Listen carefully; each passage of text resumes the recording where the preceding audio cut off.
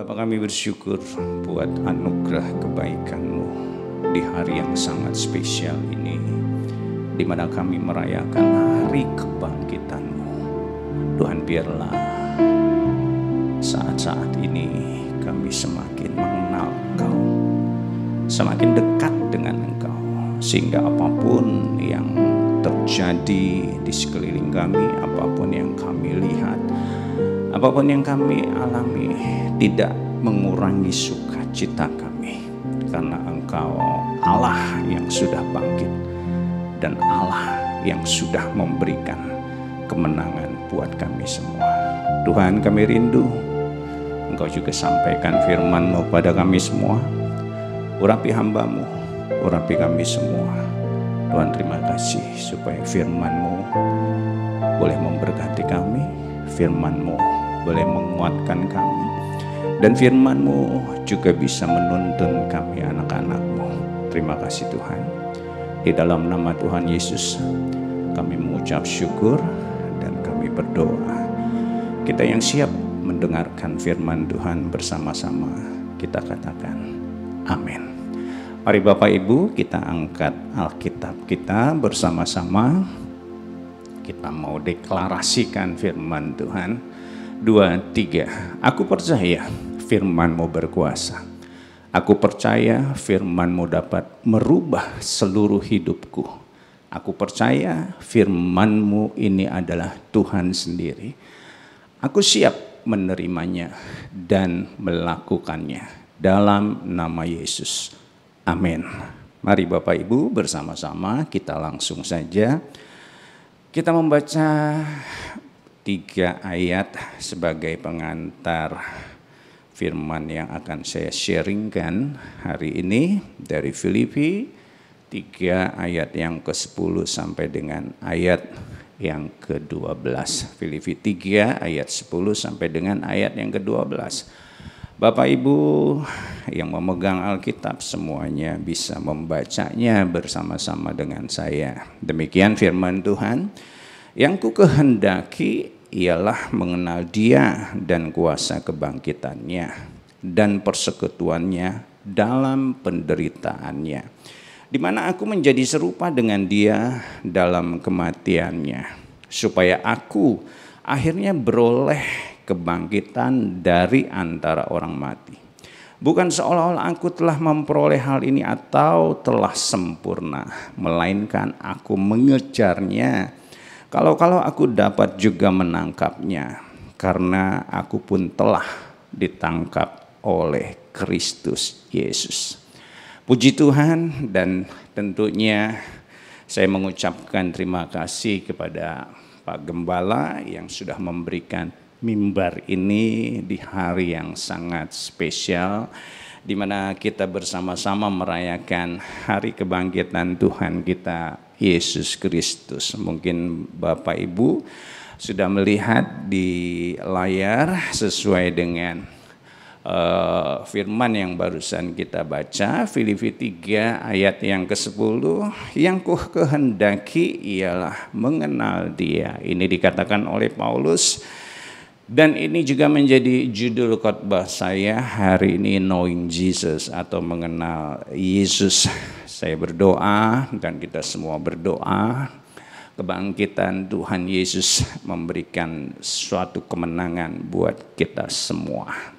Knowing Jesus atau mengenal Yesus, kekristenan adalah hubungan pribadi yang terus-menerus bertumbuh dengan siapa? Dengan tentunya Tuhan kita, yang dalam konteks yang saya bicarakan hari ini adalah Tuhan kita yang sudah bangkit, bukan Tuhan yang mati. Kenapa kita perlu mengenal Dia? Karena kalau tadi dikatakan bahwa kekristenan adalah sebuah hubungan, Yesus datang, Dia tidak membawa agama, tetapi Dia memulihkan hubungan kita yang terputus dengan Allah Bapa di surga karena dosa-dosa kita. Dan kalau kita lihat, kalau kita mengerti bersama-sama juga bahwa hukum utama dari kekristenan adalah kasih. Bagaimana kita bisa mengasihi seseorang tanpa kita mengenal dia. Bahkan Tuhan Yesus sendiri memiliki satu kerinduan untuk kita mengenal dia. Di dalam doa syafaatnya di Yohanes 17 ayat yang ketiga, dia berkata, inilah hidup yang kekal itu, yaitu bahwa mereka atau kita semua mengenal Engkau satu-satunya Allah yang benar dan mengenal Yesus Kristus yang Engkau utus. Itu kerinduan Tuhan Yesus.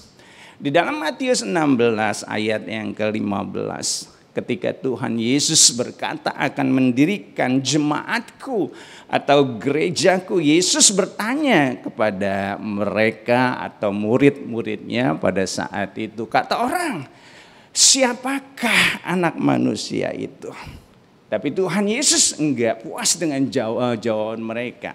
Tuhan Yesus lebih lagi rindu, kata kamu siapa aku ini, bukan kata orang. Artinya apa saudara? Tuhan mau bukan sekedar kita tahu dia dari apa kata orang. Tetapi Tuhan mau kita mengenal dia secara pribadi. Nanti kita akan lihat bersama-sama. Kalau ada pepatah zaman dulu mengatakan, tak kenal maka tak sayang. Kalau sekarang beda saudara, baru kenal udah sayang-sayangan. Ada juga yang udah lama kenal tapi enggak disayang-sayang. Nah, itu harus tahu diri, artinya cintanya ditolak.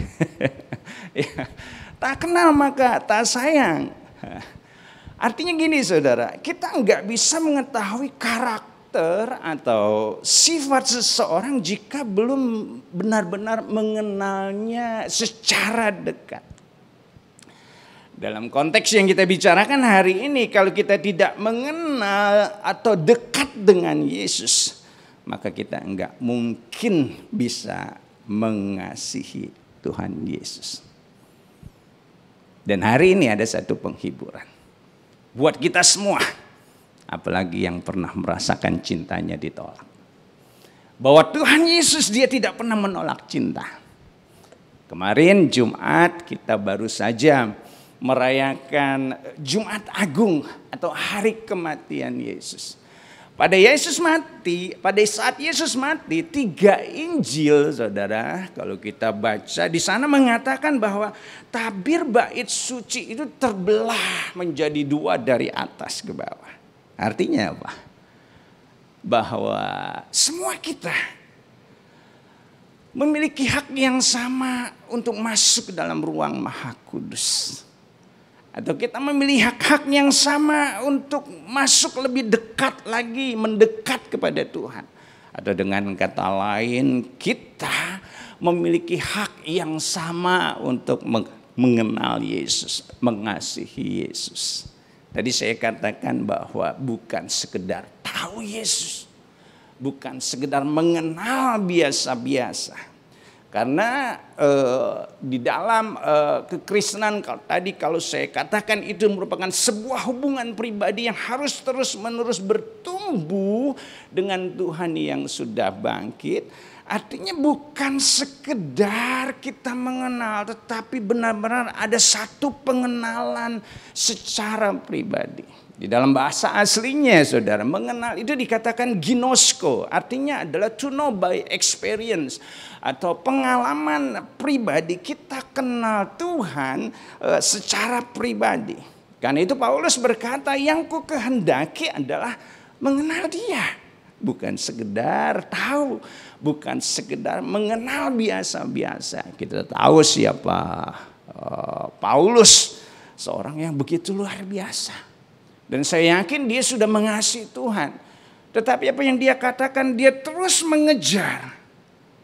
Kalau dikatakan di dalam Alkitab terjemahan lama, itu menggunakan kalimat, supaya aku mengenal Dia.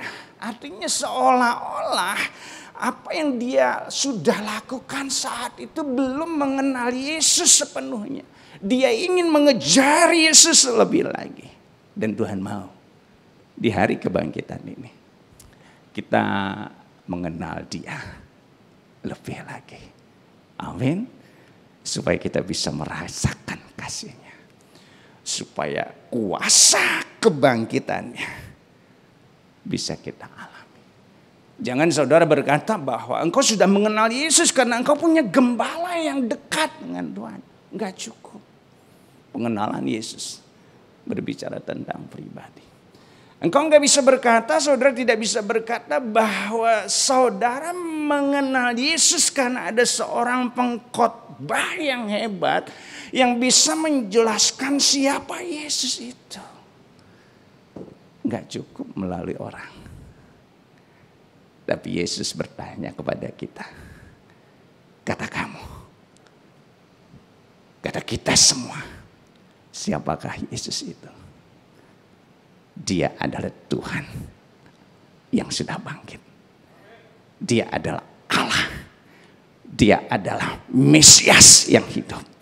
Dia adalah Tuhan yang layak kita sembah.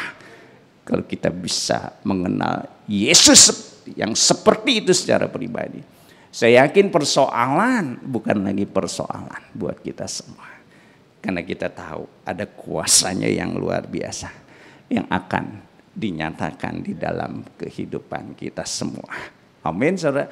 Nah, pada kesempatan ini saya mau mengajak saudara dan saya, kita semua, di dalam hubungannya dengan konteks kebangkitan, gimana sih kita mengenal Yesus? Ya, yang pertama di dalam ayat yang ke-10 bagian pertama dari anak kalimat yang bagian pertama dikatakan, saudara, kita baca bersama-sama, yang ku kehendaki adalah mengenal Dia dan kuasa kebangkitannya. Garis bawahi, yang ku kehendaki adalah mengenal Dia dan kuasa kebangkitannya. Artinya yang pertama, kita bisa mengenal Yesus melalui kuasanya, yaitu kuasa kebangkitannya. Tuhan sudah bangkit. Dia punya satu tujuan buat kita semua. Ada satu istilah, mungkin saudara pernah mendengar istilah ini adalah yang disebut dengan demensia, saudara. Seiring dengan bertambahnya umur seseorang, semakin lanjut usia bisa mengalami berkurangnya fungsi otak, sehingga kemampuan mengingatnya itu berkurang. Demensia adalah gangguan pada memori otak, atau kalau di Serpong itu disebutnya pikun, saudara. Lupa ingetan atau lunglung, linglung, saudara. Atau ada yang bilang hun-hun, saudara. Adalah satu penyakit yang menyebabkan menurunnya fungsi sel otak lebih cepat dari seharusnya. Nah, di dalam kehidupan ini, termasuk kita semua, kalau kita melihat murid-murid Yesus saja, saudara, di tengah ketakutan, di tengah kekacauan, kekhawatiran, di tengah-tengah kepanikan, bisa mengalami satu demensia rohani. Artinya apa, saudara? Artinya adalah begitu cepatnya mereka melupakan Tuhan yang baru saja mati, yang baru saja hidup bersama-sama dengan mereka. Padahal mereka sudah diberitahu Yesus akan mati, bukan sekali dua kali, tetapi pada hari ketiga Dia akan bangkit. Nah, kalau kita lihat Thomas, dia mengalami demensia rohani, saudara. Dia nggak percaya Yesus bangkit, padahal dia sudah mendengar bahwa Yesus bangkit pada hari yang ketiga. Petrus di Danau Tiberias ketika dia kembali ke dunianya yang lama bersama saudara-saudara dan teman-temannya, apa yang terjadi? Dia nggak mengenal Yesus yang datang, sampai Yohanes murid yang dikasihinya berkata, itu Tuhan. Baru Petrus terbuka matanya. Kleopas dan temannya juga mengalami demensia rohani, saudara. Di dalam perjalanannya menuju Emmaus, Tuhan ada bersama-sama dengan dia. Tuhan berjalan bersama-sama dengan dia. Tapi Kleopas tidak mengenal Tuhan. Mereka mengalami demensia rohani. Tapi ada satu penghiburan. Seorang ahli penyakit Alzheimer, namanya Dr. Benjamin Mars. Dia berkata, saudara, memberikan informasi yang membesarkan hati kita. Orang-orang yang mengalami demensia rohani, otak pasien tersebut kalau dulunya terbiasa atau sering digunakan untuk menaikkan puji-pujian yang menyembah Tuhan, dipakai untuk membaca kitab suci, sering dipakai untuk berdoa. Ketika dites, dinaikkan satu puji-pujian, orang yang mengalami demensia rohani, memorinya keluar. Dia bisa mengikuti kata-kata pujian tersebut. Dan dia bisa kembali memuji Tuhan. Artinya apa? Bahwa firman Tuhan adalah firman yang hidup. Karena kita isi memori kita dengan firman, dengan pujian, dengan penyembahan. Saya terpesona dengan seorang Kaleb. Umur 85 tahun. Dia masih ingat firman Tuhan yang dikatakan oleh Musa. Janji Tuhan yang dikatakan oleh Musa ketika dia berumur 40 tahun. Artinya 45 tahun firman itu, janji itu diucapkan oleh Musa. Kaleb masih mengingatnya. Dan dia berkata kepada Yosua, berikan gunung itu kepadaku. Karena Musa telah menjanjikannya. Nah, doa saya, saudara, doa kita semua di masa-masa sulit seperti ini, jangan satu pun di antara kita yang mengalami demensia rohani. Kita pergi menjauhi Tuhan. Kita melupakan janji-janjinya. Kita kehilangan iman. Dan kita tidak mengenali Yesus lagi. Pada kesempatan ini, kalau kita melihat Paulus, orang yang selevel seperti itu rohaninya saja, dia masih bisa berkat bahkan di dalam penjara. Bukan dalam keadaan yang enak, saudara.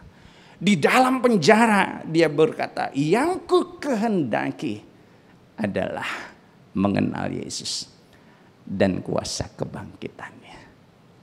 Yang ku kehendaki adalah mengenal Yesus. Mungkin hari ini engkau terpenjara karena krisis ekonomi. Kenal Tuhan dan kuasa kebangkitannya. Mungkin hari ini saudara terpenjara karena sakit penyakit. Kenal Tuhan dan kuasa kebangkitannya. Mungkin hari ini engkau terpenjara karena intimidasi yang menakutkan. Kenal Tuhan dan kuasa kebangkitannya. Mungkin hari ini ada di antara saudara mulai berbalik dan menjauhi Tuhan. Janganlah teruskan perjalananmu. Berbalik kembali kepada Tuhan. Kenal Dia dan kuasa kebangkitannya. Tidak ada situasi apapun yang bisa mengalahkan kuasa kebangkitan Tuhan Yesus. Saudara dan saya bisa mengenal Tuhan. Yang pertama melalui kuasa kebangkitannya. Kenal Dia, kita tidak akan pernah dikecewakan. Amin. Kau terlebih besar, Kau terlebih besar dari semua persoalanku. Kau Allah yang besar. Katakan kau terlebih besar. Kau terlebih besar. Kau terlebih besar dari semua pergumulanku. Kau Allah yang besar. kenal Tuhan melalui kuasanya, kuasa kebangkitannya. Daniel 11 ayat 32, tetapi umat yang mengenal Allahnya akan tetap kuat dan akan bertindak. Kita enggak akan terus ada di persoalan kita, tapi kita ikut bangkit. Kita bertindak dengan iman. Yang pertama, kenal Tuhan melalui kuasanya. Nah yang kedua saudara, Filipi 3 ayat yang ke-10 di anak kalimat selanjutnya dikatakan yang ku kehendaki ialah mengenal Dia dan kuasa kebangkitannya dan persekutuannya dalam penderitaannya, di mana aku menjadi serupa dengan Dia dalam kematiannya. Di sini dikatakan jelas sekali saudara. Kalau yang pertama tadi dikatakan melalui kuasa kebangkitannya. Yang kedua mengenal Dia dalam persekutuan dalam penderitaannya. Ini gak enak saudara untuk kita dengar. Saya pun gak enak menyampaikan firman Tuhan ini, tapi harus saya sampaikan.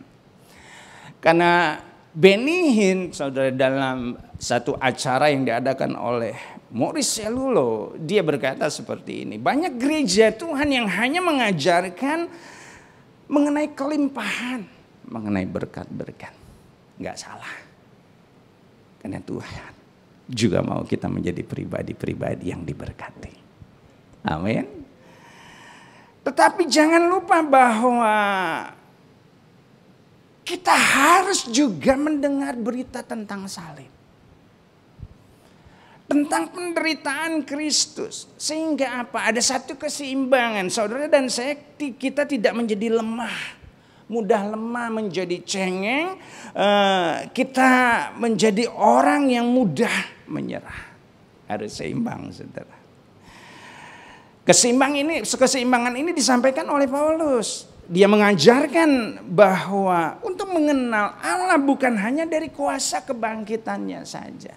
Nanti poin yang ketiga juga sama, makin gak enak saudara.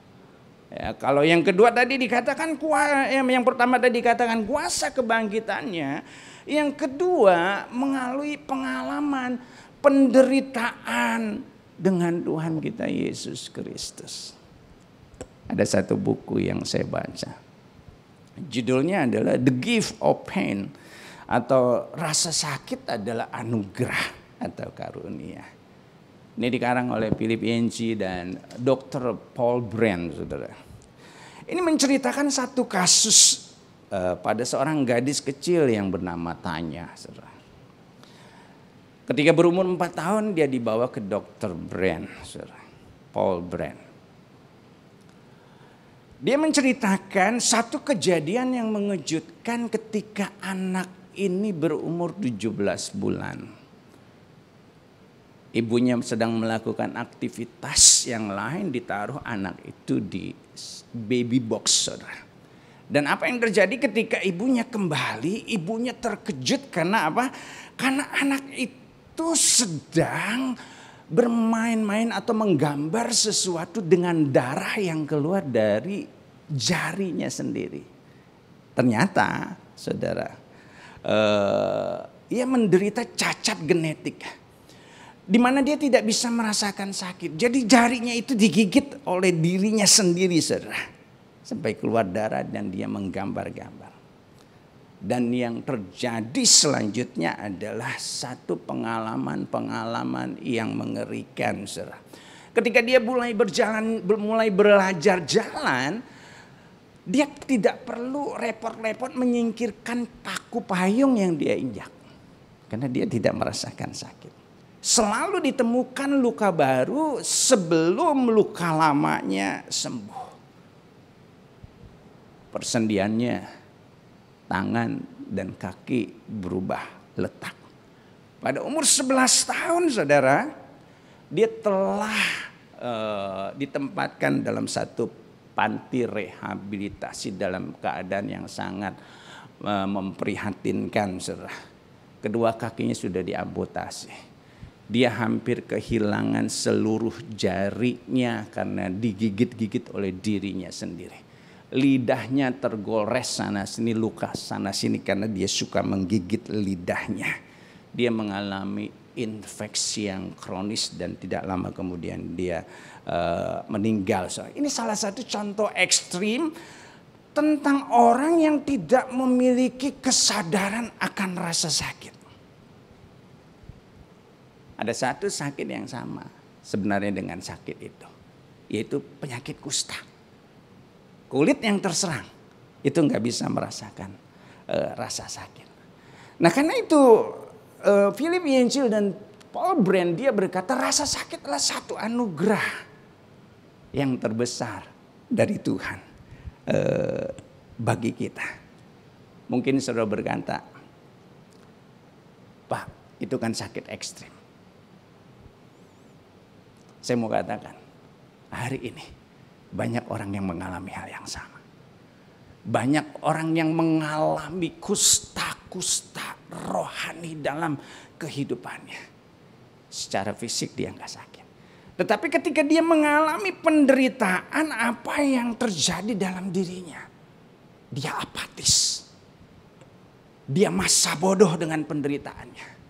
Dia tinggal di sana, tinggal di dalam penderitaannya dan tidak keluar dari sana. Karena dia berkata, dia sudah nyerah. Hari ini Tuhan kita sudah bangkit. Dia akan menyelesaikan segala penderitaan kita. Jangan menyerah, jangan apatis.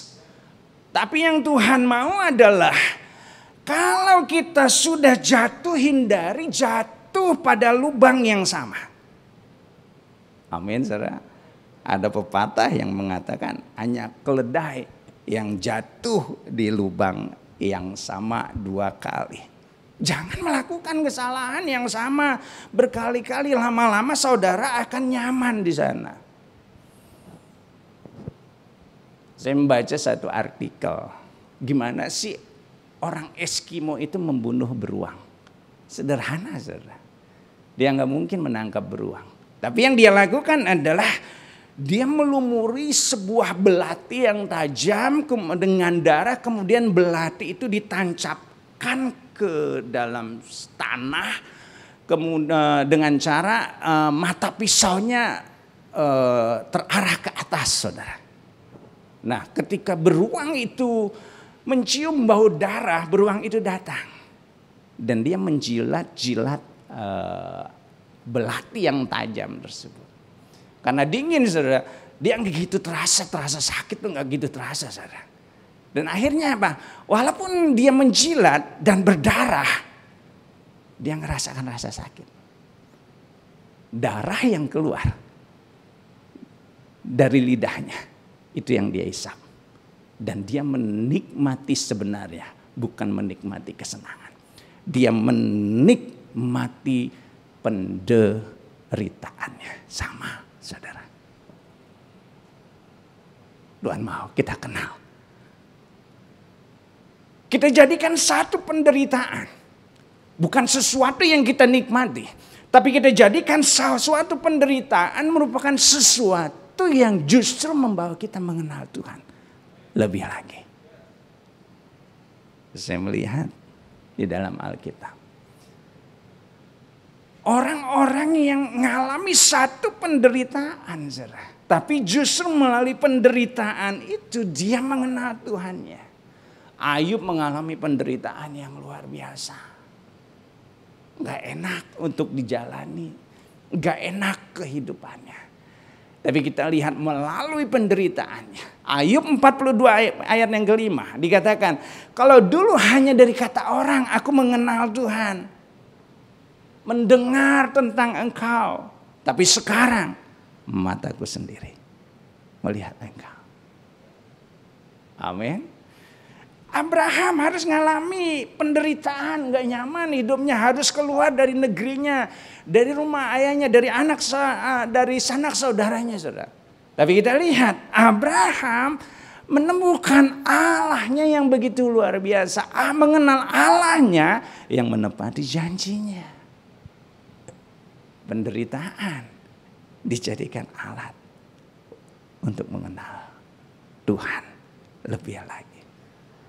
Esther harus mempertaruhkan nyawanya. Tapi dia melihat bahwa ketika dia mau berjalan bersama-sama dengan Tuhan, menderita karena Tuhan, Esther menyelamatkan bangsanya. Paulus berkata, yang ku kehendaki adalah mengenal dia dan persekutuan di dalam penderitaannya.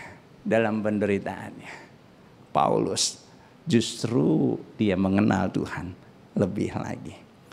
Ada seorang hamba Tuhan, saudara, namanya C.S. Lewis. Dia berkata dalam bukunya The Problem of Pain, saudara. Diterjemahkan, penderitaan memaksa kita memperhatikan Tuhan. Allah berbisik kepada kita di tengah-tengah kesenangan kita. Berbicara dalam hati nurani kita. Tetapi ia berteriak di tengah-tengah penderitaan kita. Tuhan gak perlu berteriak. Suaranya sudah menggelegar. Tuhan gak perlu berteriak. Pasti semua orang bisa mendengar kalau dia berbicara. Tapi di tengah-tengah kesenangan kita, seringkali suara Tuhan itu gak terdengar. Tapi ketika kita menderita, bahkan kalau di situ dikatakan bahwa Tuhan itu hanya berbisik saja, kita bisa mendengar suaranya. Nah, karena itu saya mengajak kita semua di tengah-tengah persoalan, keadaan yang gak kondusif. Mungkin kau mengalami satu hal yang gak enak. Biar setiap apapun yang kita alami hari ini, itu menjadi satu sarana yang mendekatkan kita dengan Tuhan. Bukan kita jauh dari Tuhan. Satu sarana yang membawa kita mengenal Tuhan lebih lagi. Saya sering mendengar kesaksian gembala. Dia tinggalkan kenyamanannya. Dia tinggalkan posisinya. Dia tinggalkan jabatannya. Untuk masuk dalam panggilan ilahi. Dan saya juga melihat dia semakin mengenal Allahnya. Pada kesempatan ini juga saya memberikan apresiasi buat saudara yang sudah meninggalkan kursi kenyamananmu untuk melayani Tuhan, untuk mengenal Tuhan lebih lagi. Pengerja seluruh jemaat, jangan berhenti. Apapun persoalanmu, apapun yang kau sedang hadapi, kita kenal Tuhan lebih lagi. Amin, saudara. Yang kedua, kita mengenal Tuhan. Bagaimana kita mengenal Tuhan? Melalui persekutuan dalam penderitaan. Yang terakhir, saudara. Yang ketiga, Filipi 3 ayat yang ke-10. Bagian anak kalimat yang terakhir kita garis bawahi. Yang ku kehendaki, ia mengenal dia dan kuasa kebangkitannya. Dan persekutuan dalam penderitaannya. Perhatikan, di mana aku menjadi serupa dengan dia dalam kematiannya. Kalau yang kedua tadi, di dalam penderitaannya. Yang ketiga, lebih gak enak lagi, saudara. Di dalam kematiannya, kita menjadi serupa. Apakah kita harus mati? Nanti kita akan lihat bersama-sama. Paulus mengakhiri pengajarannya dengan sesuatu yang begitu luar biasa. Dia mengakhiri pengajarannya. Ini menjadi satu tujuan dia. Menjadi serupa dengan kematiannya. Saudara. Bukan berarti Paulus harus mati seperti Yesus mati. Percuma. Karena dia bukan juru selamat. Dia nggak perlu melakukan hal-hal seperti itu. Tapi nanti kita lihat apa yang dilakukan oleh Paulus. Ada satu kesaksian seorang yang bernama Jim Caviezel. Siapa dia? Dia adalah pemeran dari film yang pasti kita pernah lihat semua, The Passion of the Christ. Satu film yang sangat memberkati kita. Bukan hanya namanya, inisialnya sama, GC, Jim Caviezel, sama Jesus Christ sampai sama, saudara ya. Inisialnya. Umurnya juga pada saat dia memerankan mengambil peran itu 33 tahun. Sama dengan Yesus, saudara, 33 tahun. Nah, yang terjadi adalah Jim, saudara, waktu dia mau menerima tawaran memerani film tersebut, dia sangat bergumul untuk hal tersebut. Karena apa yang dia tahu, mengambil peran itu enggak mudah. Banyak aktor yang mengambil peran menjadi Tuhan Yesus, tapi setelah memainkan peran itu, aktor-aktor tersebut namanya hilang dan tidak lagi menjadi aktor. Nggak gampang. Dia berpikir setelah dia memerankan itu, karirnya juga akan berakhir, akan mati. Karena apa, saudara? Itu nggak gampang, karena ada satu kekuatan yang begitu luar biasa. Kalau di dunia hiburan di Amerika, Hollywood itu dikuasai oleh orang-orang juga dari bangsa Yahudi sebagian, saudara. Dia juga mengalami satu intimidasi yang nggak enak, saudara, untuk mengambil peran tersebut, saudara. Dia mengalami luka yang begitu luar biasa. Sendi bahunya harus berpindah tempat ketika dia memikul salib. Dia tidak sengaja terkena 2 cambukan yang mengakibatkan luka sepanjang 36 cm. Tetapi di balik semua hal yang gak enak, bahkan sampai ada satu resiko, karirnya akan mati, karirnya akan berakhir. Justru di sana, Jim Caviezel, dia lebih mengenal Tuhan. Kerohaniannya berubah total. Kerohaniannya berubah drastis. Dari sesuatu yang gak mengenakan. Dia rela menanggung resiko matinya karir aktornya. Tapi kita lihat, ketika dia rela mematikan itu semua di dalam dirinya, dia justru mengenal Yesus. Tadi saya sudah katakan bahwa serupa dengan kematian Yesus bukan berarti Paulus harus mati seperti Yesus atau harus mati di kayu salib.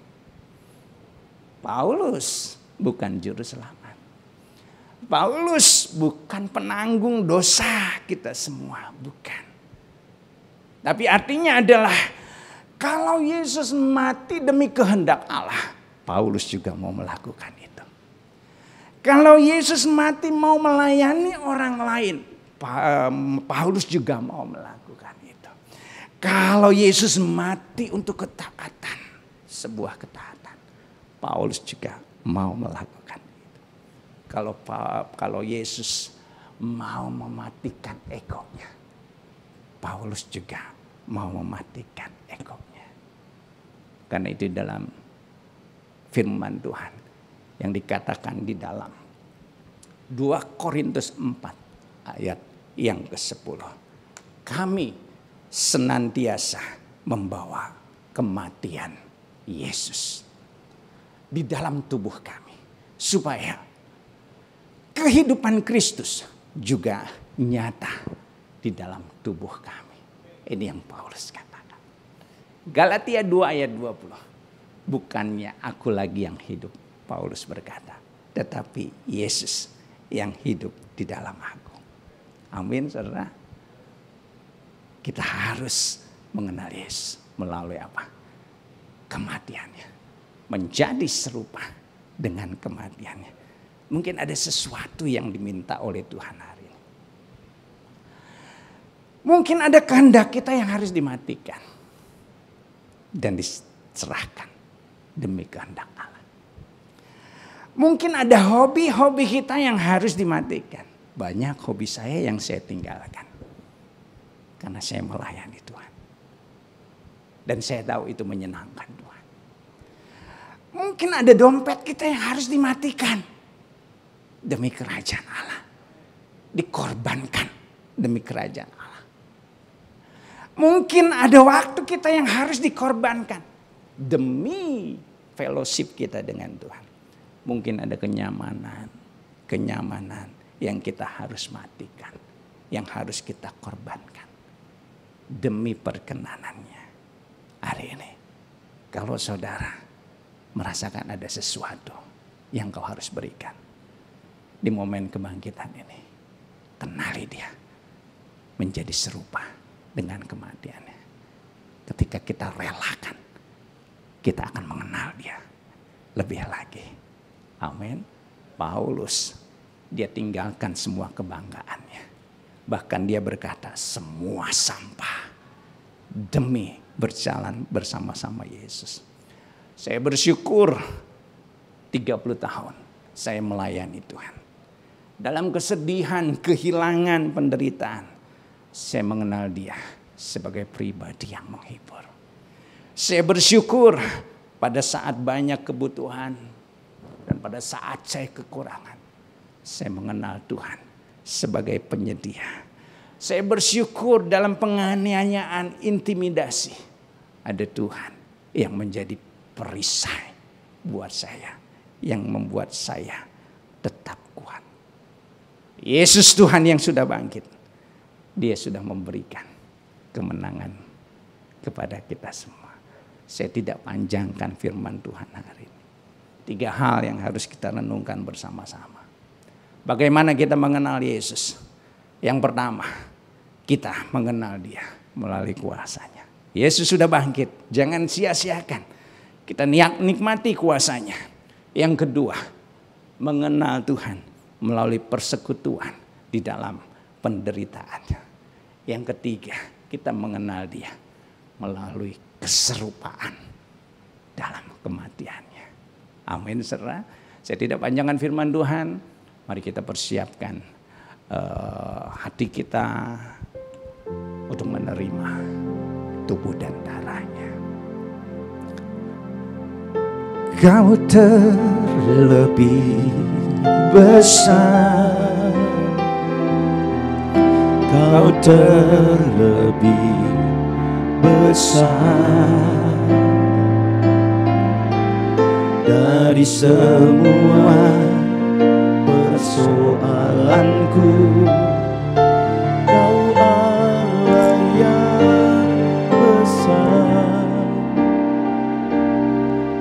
Kau terlebih besar, Kau terlebih besar dari semua pergumulanku. Kau Allah yang besar, Kau terlebih besar, Kau terlebih besar dari semua persoalanku. Kau Allah yang besar, Kau terlebih besar,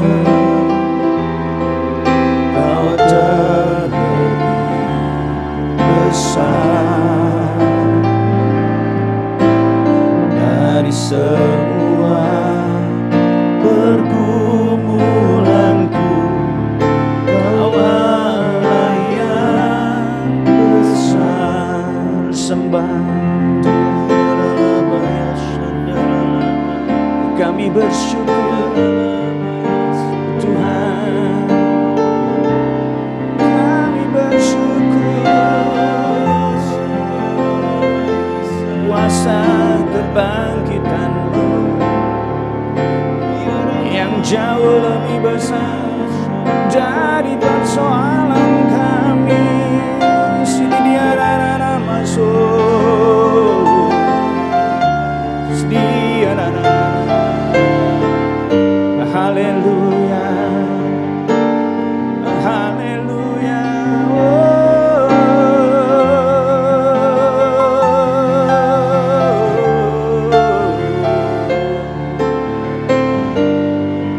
Sini Haleluya.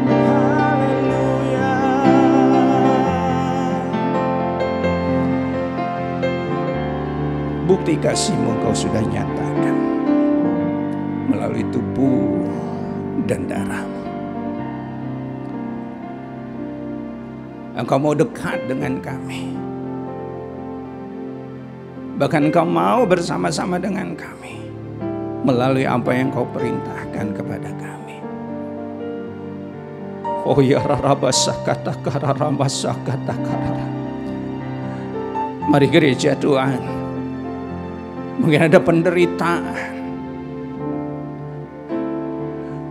pergumulan yang berat, permasalahan yang besar.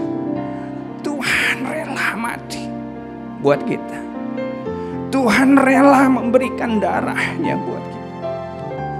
Tuhan rela memberikan tubuhnya buat kita. Hari ini jangan ada yang menjauh. Kembali. Kembali. Hari ini jangan ada yang apatis. Tuhan sudah memberikan kemenangan itu buat kita.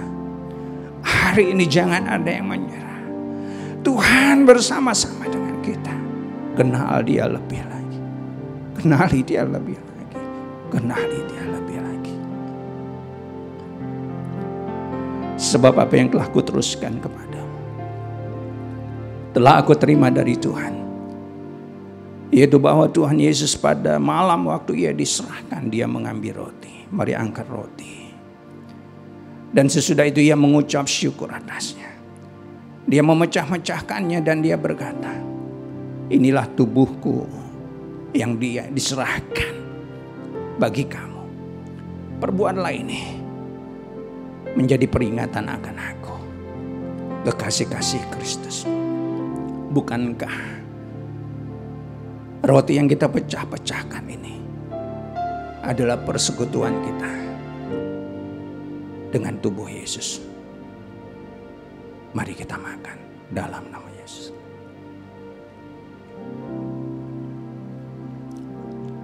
Demikian juga Dia mengambil cawan sesudah makan. Lalu Dia berkata, cawan ini adalah perjanjian baru yang dimeteraikan oleh darahku. Perbuatlah ini setiap kali kamu meminumnya, menjadi peringatan akan aku. Kasih-kasih Kristus. Bukankah anggur yang ada dalam cawan ini adalah persekutuan kita dengan darah Yesus? Mari kita minum dalam nama Yesus.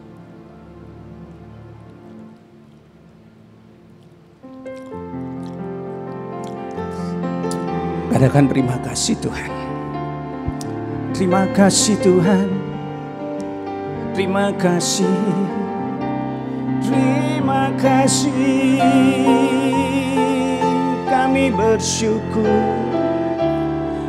Kami bersyukur punya Tuhan yang luar biasa.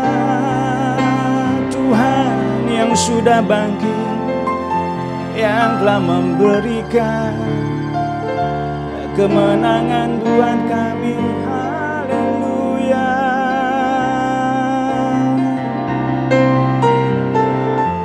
Terima kasih Tuhan. Terima kasih. Engkau memberkati anak-anakmu dimanapun berada. Pekerjaan mereka Engkau berkati. Usaha mereka Engkau berkati. Keluarga demi keluarga. Di situasi yang tidak kondusif seperti ini, bilang Kau bedakan mereka. Anugerah-Mu tetap tercurah atas mereka. Tuhan, kami angkat tangan kami. Kami siap terima berkat-Mu. Biar kiranya berkat damai sejahtera yang melimpah dari Allah Bapa, kasih dan cinta Tuhan Yesus, persekutuan, pertolongan, perlindungan, dan kuasa dari Allah Roh Kudus menyertai-Mu mulai hari ini bahkan sampai selamanya. Kita yang percaya bersama-sama kita katakan amin. Tuhan Yesus memberkati.